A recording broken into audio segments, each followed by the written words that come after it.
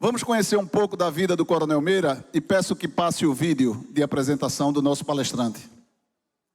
Senhoras e senhores, é com grande prazer que apresento agora uma personalidade de destaque que traz consigo uma trajetória marcada por dedicação, disciplina e amor à pátria. E há muitos anos é um grande aliado dos oficiais de justiça. Filho de Dilson Escorel Meira e Terezinha de Jesus, nosso convidado é pernambucano, cristão, casado e pai de 3 filhos. Atualmente ele representa Pernambuco na Câmara dos Deputados Federais pelo Partido Liberal, onde tem se destacado como um dos principais nomes da direita no Brasil. Com formação em administração, aos 12 anos ingressou no Colégio Militar do Recife e aos 20 anos já fazia parte da Academia de Polícia Militar de Paudalho, por meio de concurso público. Declarado aspirante em 1981. Coronel Meira construiu uma carreira exemplar na Polícia Militar, onde desempenhou diversas funções estratégicas e operacionais. Ele começou sua jornada como aspirante no 3º Batalhão da Polícia Militar em Arco Verde, passando pelas companhias de Pesqueira e São José do Egito, sendo posteriormente transferido para o 6º BPM em Jaboatão dos Guararapes. Seu destaque na corporação o levou a ser escolhido para compor a equipe do Batalhão de Rádio Patrulha, onde comandou a 4ª CPRP. Coronel Meira é também fundador da Companhia Independente de Operações Especiais, hoje conhecida como BOP, um marco na segurança pública do Estado.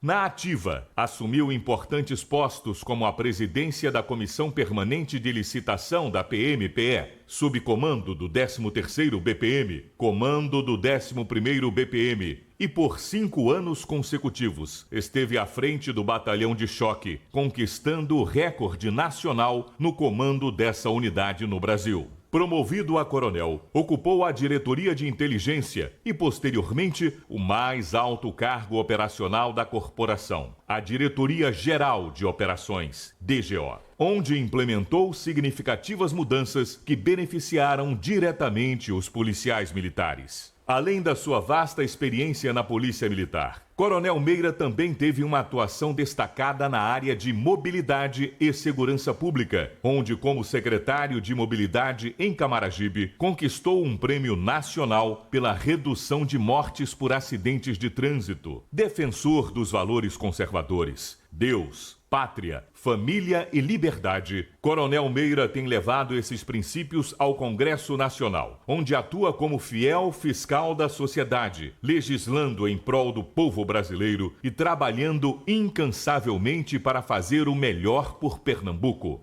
Meira sempre demonstrou grande respeito e apoio aos oficiais de justiça. Desde o período em que comandava o Batalhão de Choque, aproximou-se da categoria ao participar de reintegrações de posse, conhecendo de perto os desafios do nosso trabalho. Ao longo dos anos, mesmo antes de assumir o cargo de deputado federal, articulou reuniões políticas importantes em favor da categoria. Atualmente, como vice-presidente da Frente Parlamentar Mista em Defesa dos Oficiais de Justiça no Congresso Nacional, Coronel Meira tem sido um verdadeiro defensor da nossa classe, trabalhando em parceria com as entidades representativas para fortalecer a nossa atuação. Em nome do Sindojus e de todos os oficiais de justiça do Brasil, agradecemos profundamente pelo apoio e dedicação. E agora, para nos falar sobre o tema, a importância da atuação das entidades representativas no Congresso Nacional, o oficial de justiça na política, é com grande satisfação que convidamos ao palco o deputado federal, Coronel Meira.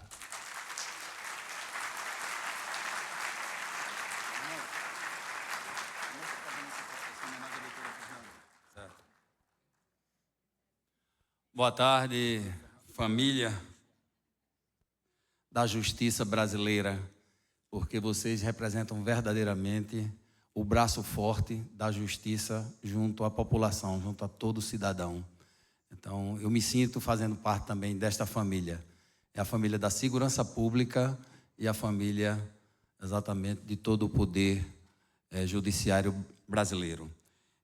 Queria aqui, para iniciar com muita honra, convidar a doutora Fernanda Chuai, coordenadora da SMAP, aqui para vir receber aqui uma lembrança significativa, tá certo, do carinho, né, que Pernambuco tem, os oficiais de justiça de Pernambuco têm para com ela e para com o Tribunal de Justiça de Pernambuco.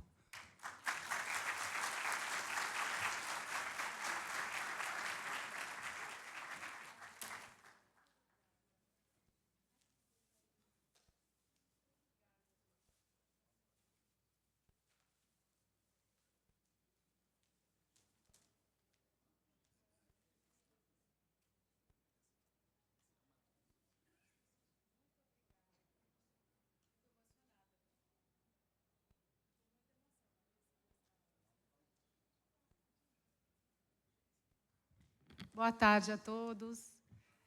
Olha, eu fico muito emocionada e honrada em receber uma homenagem tão linda, uma placa tão linda, um presente também.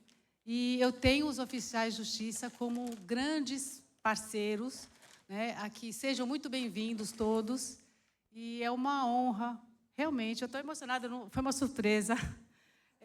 Estou aqui de braços abertos sempre, para recebê-los e para ajudar no que for preciso, né? Não só em capacitação, em aperfeiçoamento, com os cursos aqui da escola, mas em todos os projetos que os oficiais sintam necessidade, né? E faço todas as pontes possíveis, porque eu admiro demais o trabalho de vocês, sei da importância do oficial de justiça, né? Como agente transformador, agente pacificador da justiça, e sem o oficial de justiça, sem as comunicações, o que seria do juiz, né? Como é que a gente julga, como é que a gente concilia sem o papel, sem a presença do conciliador? Glaucio, meu querido, agora que eu vi, muito obrigada sempre pela parceria, pelo companheirismo, pela dedicação, né, de todos vocês, e contem sempre comigo, o pedacinho que eu puder fazer, o pouquinho que eu puder fazer para ajudar, contem comigo. Muito obrigada de coração. Obrigada.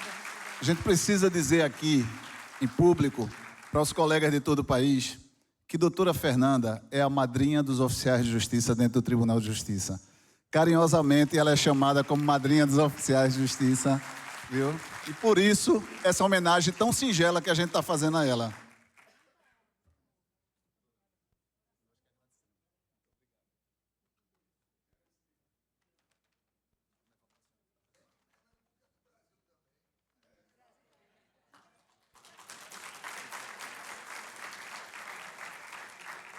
Rapaz, eu acho que quando terminar esse evento aqui em Pernambuco, tem muito oficial de justiça querendo se transferir para Pernambuco. Porque o presidente, doutor Ricardo Paz Barreto, só falta colocar nele, né, dar ele a carteira de oficial de justiça, né? A nossa madrinha, a doutora Fernanda, também. Então vejam como é bom, né, para os oficiais de justiça poderem trabalhar aqui no nosso estado de Pernambuco. Eu queria, iniciando aqui o bate-papo, um bate-papo informal, tá certo? A gente vai falar exatamente da área da política e da necessidade fundamental. Não é porque, eu digo sempre, eu estou deputado federal, eu estou, né? Fui eleito, 78.941 votos, o deputado federal mais barato do Brasil, só recebi 70 mil reais, sai a menos de R$1 o voto. Então eu posso falar, tá certo? Porque eu não tenho nenhuma amarra, nenhuma, né? Vamos dizer assim, obrigação, entendeu? Com qualquer tipo de empresário, de entidade, não. De sindicato, nada. Eu fui eleito pelo povo pernambucano, que conheceu o trabalho, né, desta figura, Coronel Meira, e que se dedicou a vida toda na segurança pública. E aí, doutora Fernanda, nós somos votados em todos os municípios de Pernambuco. Tem um votozinho lá, porque o que eu fiz com tão pouco dinheiro é a fórmula. Andei, visitei todos os municípios, apertando a mão, pedindo uma oportunidade. Me deu uma oportunidade para eu poder continuar a trabalhar, tá certo? Agora como político, não como polícia, como político, pelo meu povo pernambucano.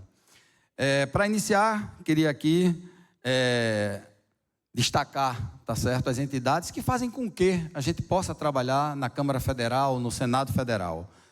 A FOGEBRA, através do nosso amigo Mário Neto, E eu queria já de imediato que ele viesse aqui compor a mesa. Vai ser diferente, o bate-papo aqui é diferente hoje. Vamos para cá, Mário. Salva de palmas para Mário. Fesojus, com o nosso grande amigo e irmão João Batista. Vem para cá, João. Fená Sojaf, com a Mariana Líria. Para cá, Mariana, essa guerreira. Vamos participar aqui. Queria, no início aqui, agradecer de coração, tá certo, a um amigo que conheci lá na Câmara Federal pela primeira vez, mas que a gente tem uma parceria espetacular e que fiz questão de ir com minha família. A parceria nossa é tão grande e familiar, a nível de que eu fiz questão de ir com minha família, minha esposa e meu filho, prestigiar a sua posse, tá certo? Meu amigo Cássio Prado, da AOGESP. Que de tu, Cássio? Tá aí ele, Cássio Prado. Então, dizer que realmente a gente fica muito feliz. E destacar aqui esse papel belíssimo para vocês de todo o Brasil que estão vindo, oficiais de justiça. Pernambuco, os oficiais de justiça, tá certo? O nosso Sindjuiz. Eles conseguiram uma coisa que convence a qualquer um quando eles vão conversar. Convence aqui ao presidente do Tribunal de Justiça, convence em todo lugar, porque se chama união. A união, e aí eu queria citar aqui, tá certo, à frente da presidência, o nosso Roberto Souto, né? Uma salva de palmas para Robertão aí. E aí essa mulher guerreira, né? A Andresa Assis também, né? Marco Albuquerque, meu amigo e irmão, como ele bem diz, né? Hoje a gente tem uma irmandade, né? Ele gosta tanto de mim, que aqui para nós, eu vou revelar o segredo. Ele gosta tanto de mim que ele foi embora morar em aldeia. Vou fazer uma casa lá para morar perto de tu, Meira. Está morando lá em aldeia também, junto da gente. Tá certo? O nosso José Roberto, outro guerreiro que está aí com todos os pepinos do mundo. Mas olha, Zé, você é quintura. Glaucio Angelim, João Corvelo, né? José Marcos e Luane Luiz. Dizer que esse time realmente traz para a gente, tá certo, esse sentimento de união, tá certo, por uma categoria, por um segmento da justiça pernambucana que é muito importante. A gente vai fazer diferente, eu vou iniciar uma fala aqui, daqui a pouco a gente vai mostrar, porque realmente a gente quer deixar bem claro, meu objetivo aqui hoje é deixar bem claro para todos os senhores oficiais de justiça do Brasil, que é fundamental vocês terem esse canal, tá certo, na Câmara Federal e no Senado Federal. É muito importante, vocês têm que prestigiar, porque eu digo sempre, Brasília é uma bolha, uma grande bolha. Então a gente se elege deputado federal, né, vai para lá, então o deputado federal tem direito a tudo. Ele faz o que quer, né, você é deputado federal, então se ele quiser, entendeu? Ele tem direito a tudo em Brasília, o deputado federal. E eu digo que a Câmara e o Senado é um grande teatro. É um grande teatro. E aí quem é eleito vai para lá, né, decide qual é o papel que ele quer fazer nesse teatro. Se quer trabalhar, defender suas bandeiras, se quer ir para lá só para fazer boemia, tá certo? Então, isso é importante. Mas aí nós temos lá parlamentares que são muito bons. Agora, eles precisam realmente ter esse acesso, né, às entidades, realmente para fazer, porque sem Brasília, sem a Câmara e o Senado, a gente não consegue nada, não existe, tá certo? É necessário, todas as decisões saem de lá, o dinheiro está lá, tá certo? Então, tudo que acontece no Brasil passa por Brasília. Então, quanto mais vocês estiverem, tá certo, lá antenados, trabalhando, e eu digo, se tem, tá certo, representantes que trabalham, pelo menos na Câmara que eu acompanho 100% de perto, são exatamente esses representantes que eu fiz questão de chamar, tá certo, representando a todos, e através do nosso amigo Cássio Prado, eu cumprimento todas as entidades de oficiais de justiça do Brasil que estão aqui presentes. Ser cidadão é ter direito à vida, à liberdade, à propriedade, à igualdade perante a lei. Ter direitos civis é também participar no destino da sociedade, votar, ser votado, ter direitos políticos. Temos por definição que a sociedade é uma estrutura ampla, na qual os sujeitos estabelecem relações quase sempre impessoais, mas que possuem um aspecto de coletividade. A sociedade se vê representada no Congresso Nacional, ou seja, na Câmara dos Deputados, no Senado Federal, pelos deputados federais e senadores. O principal papel do Congresso Nacional, portanto, é representar o cidadão, votando as leis e fiscalizando o governo. Levantamentos que foi feito exatamente pelo DIAP, o nosso Departamento Intersindical de Assessoria Parlamentar, traz exatamente a relação de todos os segmentos, tá certo, da sociedade que representam lá exatamente o povo brasileiro. Estou aqui com toda a relação. Advogados, quantos advogados foram eleitos? 103 advogados são parlamentares, dos 513. Empresários, 84 empresários. Professor, 50. Produtor rural, 40. Médico, 36. Administrador, 33. Engenheiro, 26. Jornalista, 23. Policial, nós temos 21 policiais militares. Pastor, 17. E aí vem todos. E oficiais de justiça, um oficial de justiça só representa todos vocês, todo o Brasil. Que, inclusive, antes de começar aqui, ainda agora, liguei para ele, fiz questão de ligar para ele, nosso Ricardo Silva, dar os parabéns, né? Ele, lá na cidade dele, Ribeirão Preto, um sonho dele de ser prefeito da cidade, né? Já tinha disputado antes uma vez, ele está liderando com uma margem espetacular, está com 54%, o segundo colocado vem com 7%. Então, a gente vai ter que ir lá, né, na posse no dia 1º do nosso Ricardo Silva. E aí dizer, tá certo, do papel de Ricardo Silva como oficial de justiça.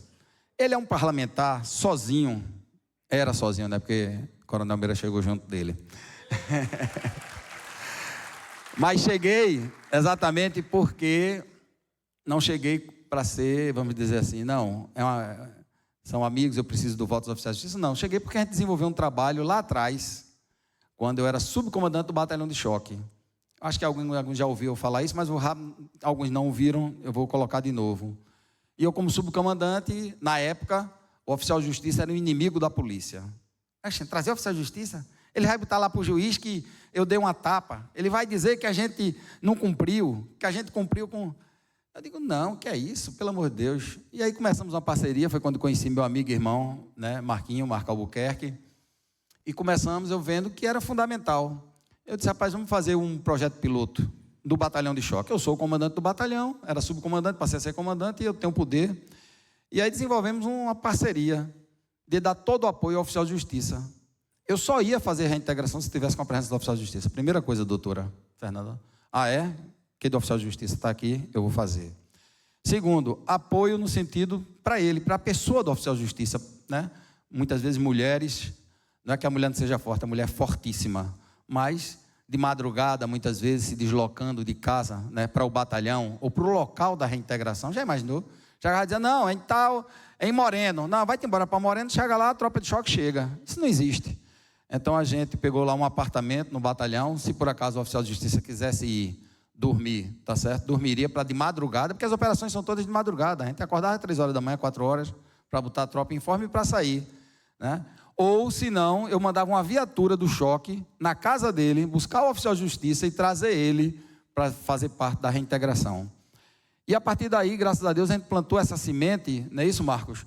Que na Polícia Militar se passou a ter exatamente essa grande parceria com os oficiais de justiça de Pernambuco.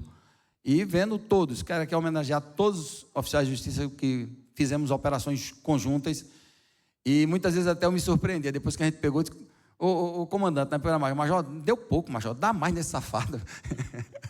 Eu digo, calma, você é o representante da justiça aqui, não pode, a gente tem que ter calma. Mas em resumo, porque eles agrediam verdadeiramente, em determinados momentos, agrediam, né, o oficial de justiça, né, porque eles viam que... Porque eu chegava e eu dizia, olha, aqui eu vou fazer a reintegração, eu só paro se o oficial de justiça mandar parar. Se ele não mandar parar, porque o oficial de justiça representava quem ali? O juiz, a autoridade máxima, né? Eu fazia polícia, né? E o oficial de justiça fazia exatamente o quê? O papel dele tá certo? Representando a justiça pernambucana. Então, foi muito bom, e quando a gente, no final, conseguiu assumir exatamente, através de mérito, né, de trabalho, a Diretoria Geral de Operações, a gente estreitou mais ainda, e em todo Pernambuco, a gente passou a ter esse trabalho conjunto com todos os oficiais de justiça. Dizer a vocês que é muito importante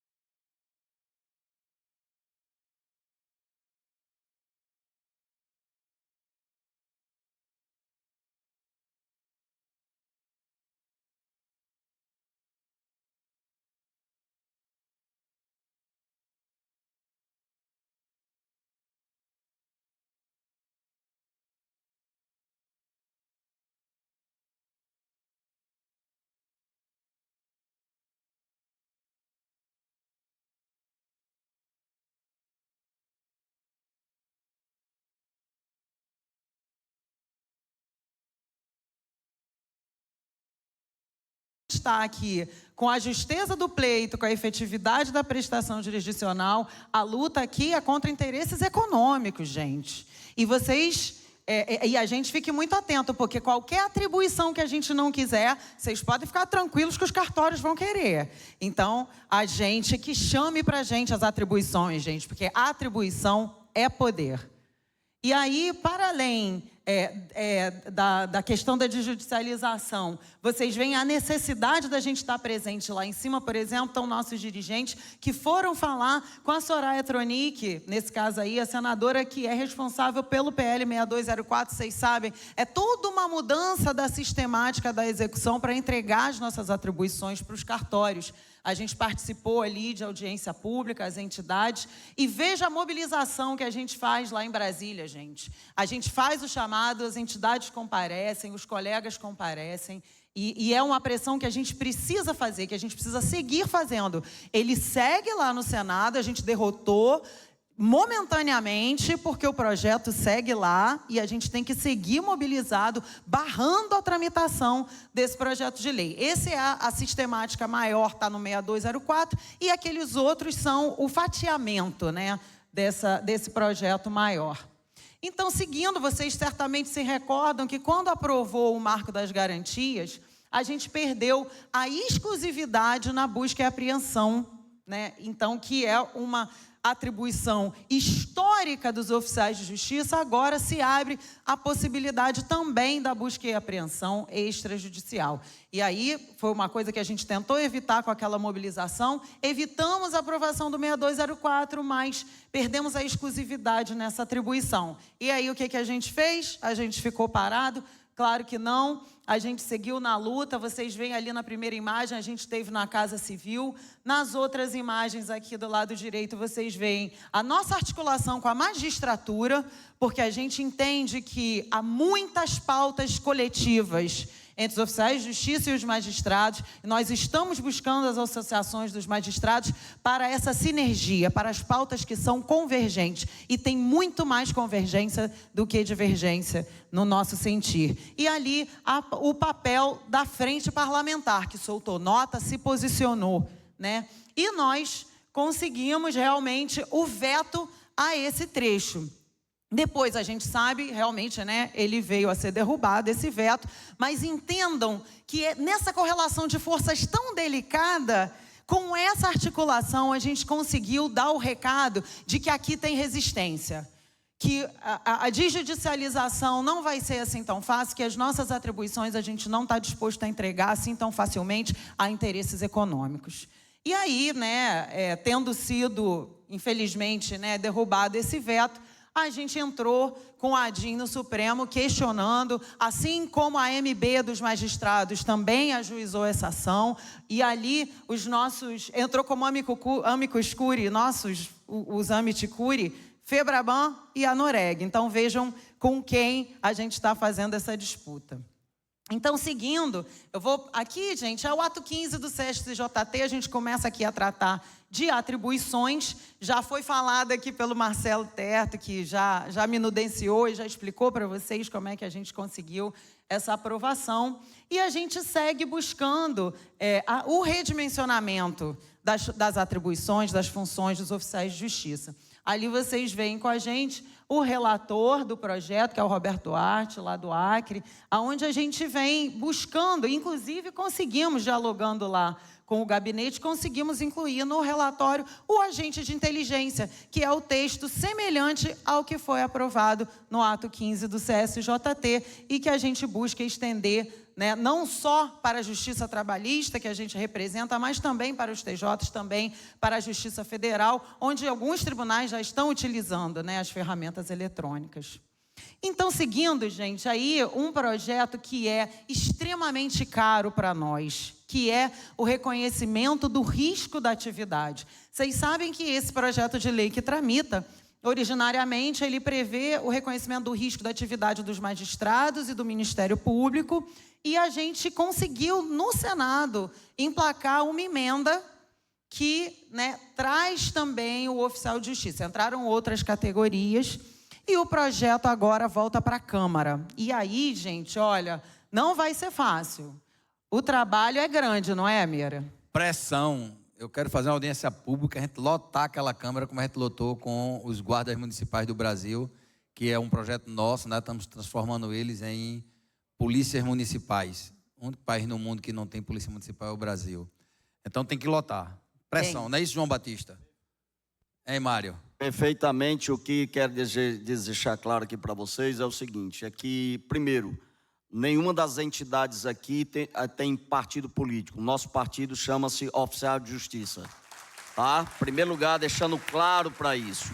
Nós não defendemos ideologia, cada um tem sua ideologia, mas como o nosso líder Meira disse aqui, o nosso partido chama-se Categoria de Oficial de Justiça. Vamos falar com quem de direito até que tenhamos a nossa vitória. Reconhecimento, dignidade e condição de trabalho. É isso que nós lutamos, é isso que essas entidades aqui fazem.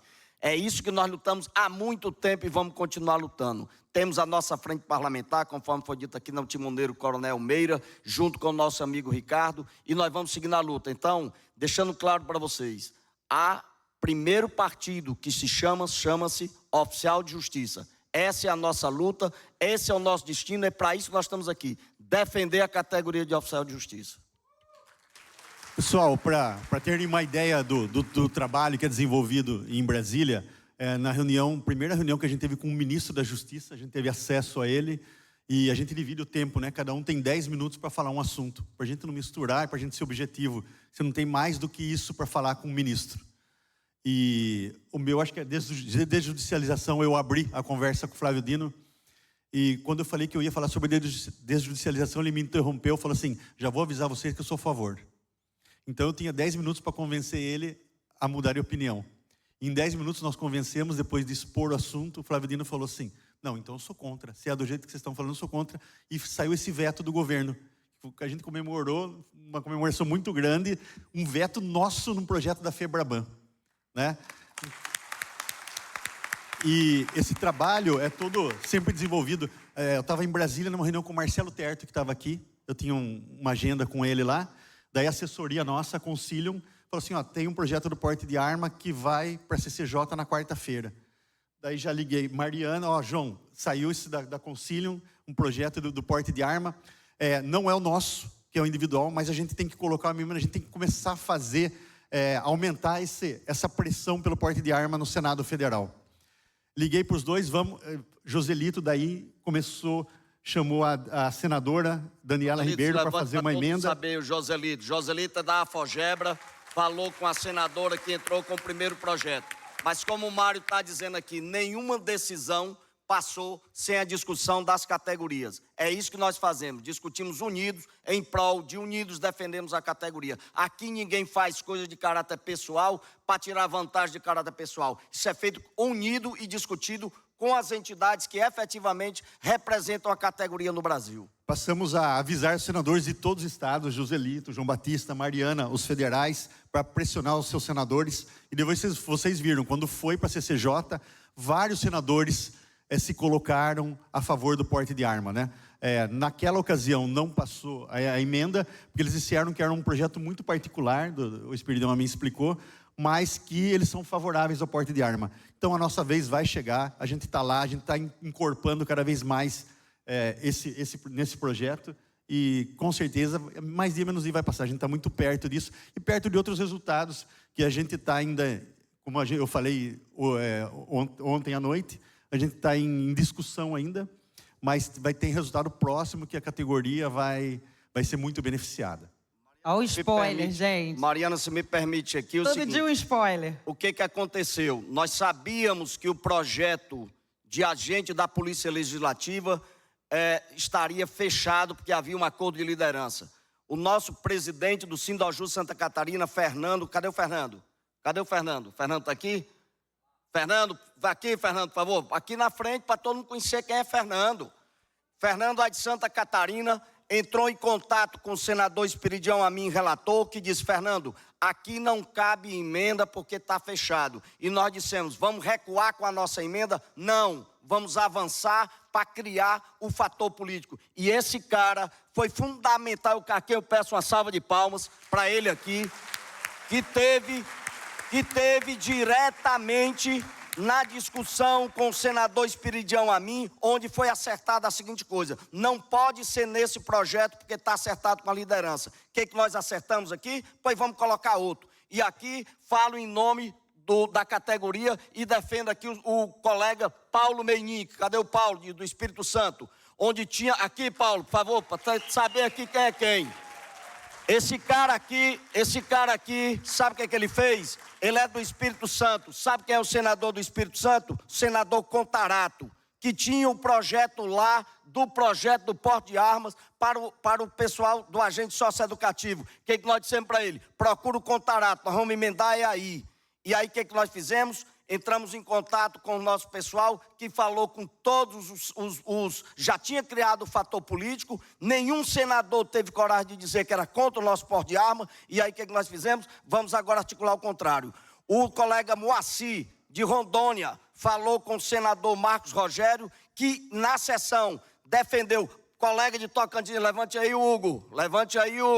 Está aqui, Hugo. Professora Dorinha nos defendeu lá, estava lá defendeu lá diretamente para a nossa emenda. E aí o que aconteceu? Colocamos aqui dentro de uma emenda do projeto de agente socioeducativo e foi aprovado. Agora falta passar na Câmara como terminativo, porque não vai passar mais em outra comissão. Desce para a Câmara. E aqui, Meire, eu faço um pedido a você, na Comissão de Constituição e Justiça na Câmara Municipal. Sou membro. Vamos pegar a relatoria, para que não se permita que venha gente aí de paraquedas, outras categorias, enfiando emendas que sejam aprovadas e depois se perder tudo. Então faça esse pedido a você. Estou preparado e querendo pegar essa relatoria. Então está fechado. Bora. Então está fechado. O que eu quero dizer para vocês é o seguinte, esse é o trabalho que nós fazemos, não é o trabalho individual não, é um trabalho coletivo em defesa da categoria. Esse é o nosso compromisso e é para isso que nós lutamos. Pessoal, eu queria agradecer todas as entidades de base, né? Aqui eu falo pela FOGEBRA, então gostaria que levantassem todos os dirigentes da FOGEBRA. Quando a gente precisa no estado dele, eles vão no senador, eles vão no deputado, convencem e fazem a gente eles mudarem de posição e ajudar os oficiais. Peço que se levantem também os dirigentes das ASSOJAFs aqui presentes. Tá Rio Grande do Sul, tá Pernambuco, tá 15ª região. Presentes aí as nossas entidades de base. Obrigada pela presença de vocês. Tá DF. Isso é uma coisa, Mariana Neto e João Batista, que mostra, tá certo, o que a gente está defendendo: união, todos unidos. Então nós somos fortes, Eu queria dizer que depois dos práticos, tá certo, eu assim que cheguei na Câmara, fui procurado para defender os práticos, Mariana. A regulamentação exatamente da parte econômica, porque só tinha a regulamentação técnica, que pegava os práticos e colocava numa situação difícil. Eles não tinham poder nenhum de negociar contra os grandes armadores, certo? Contra os verdadeiros tubarões que mexem exatamente no custo Brasil.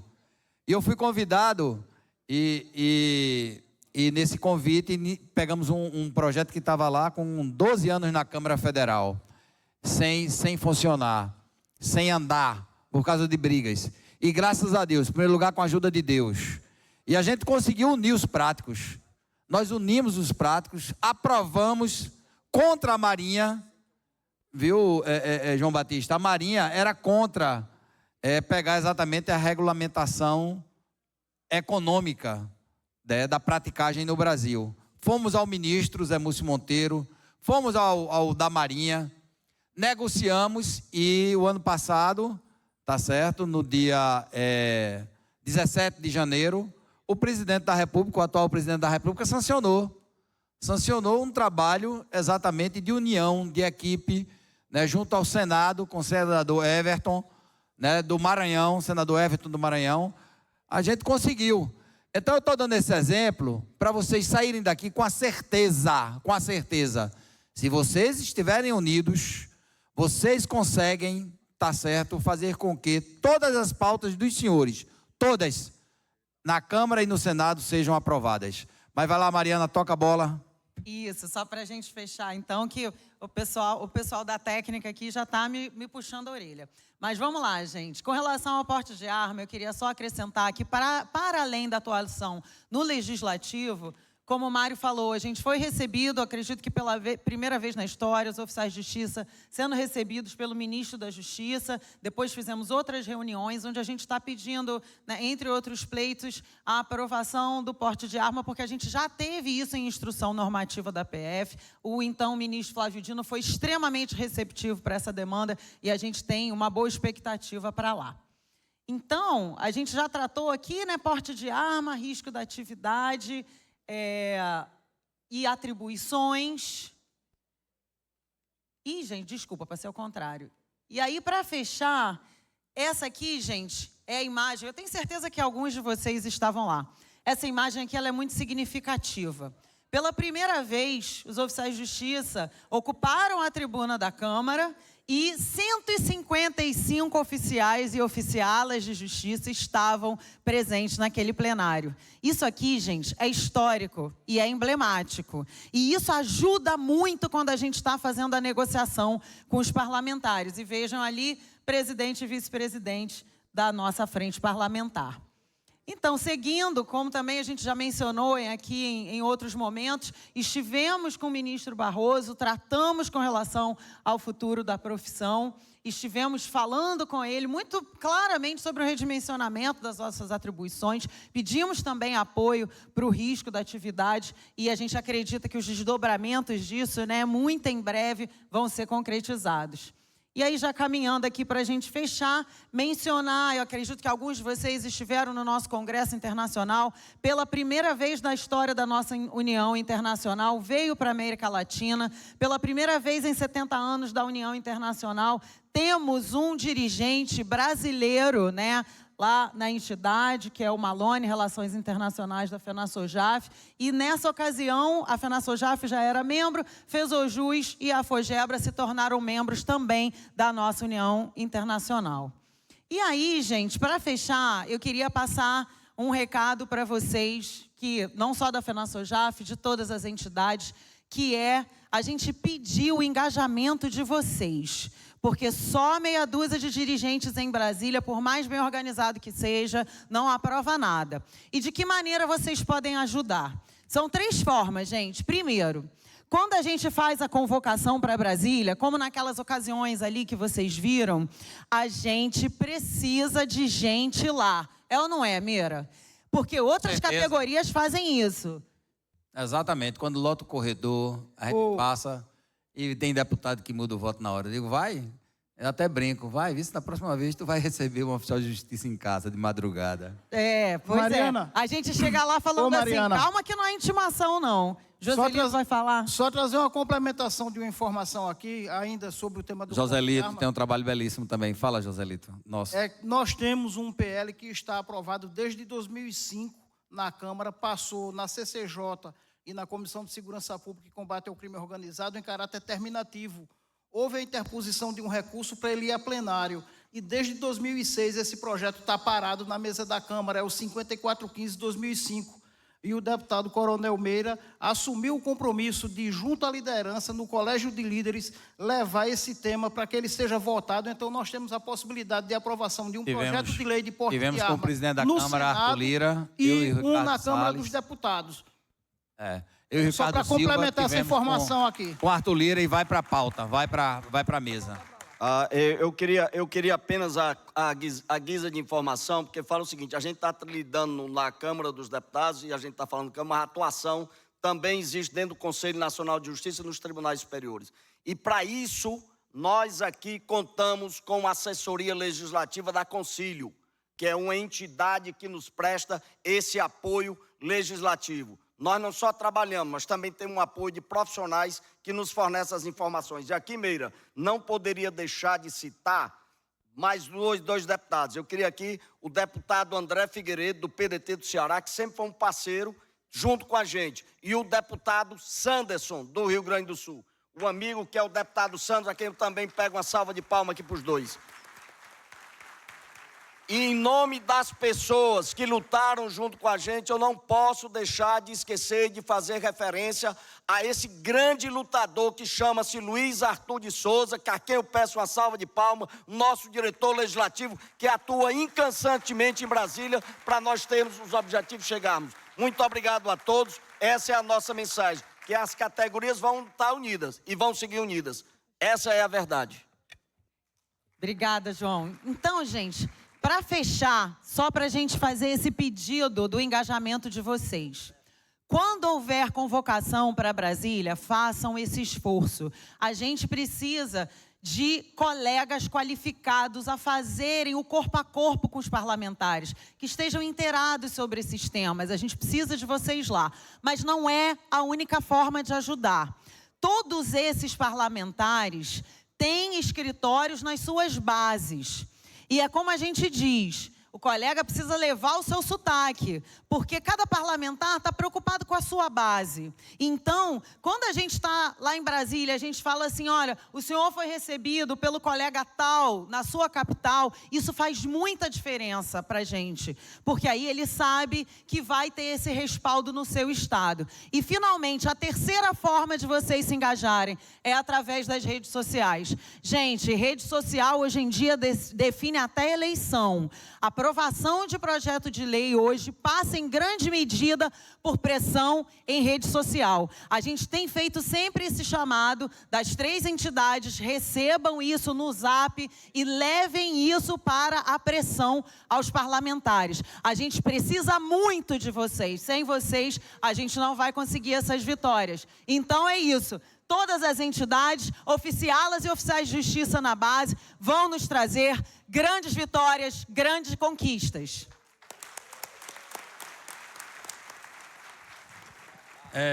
Quero agradecer a oportunidade, né, de poder vir aqui conversar com vocês, bater esse papo, mostrar, aqui a gente está mostrando a união, tá certo, da Câmara Federal com os oficiais de justiça, com as associações, quem verdadeiramente representam vocês em Brasília.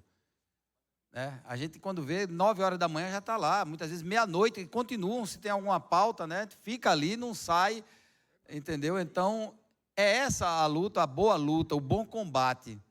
Dizer a vocês que, se puder, e aí, Marco Soto, Roberto Soto, Marco Albuquerque, enfim, todos que estão organizando aqui,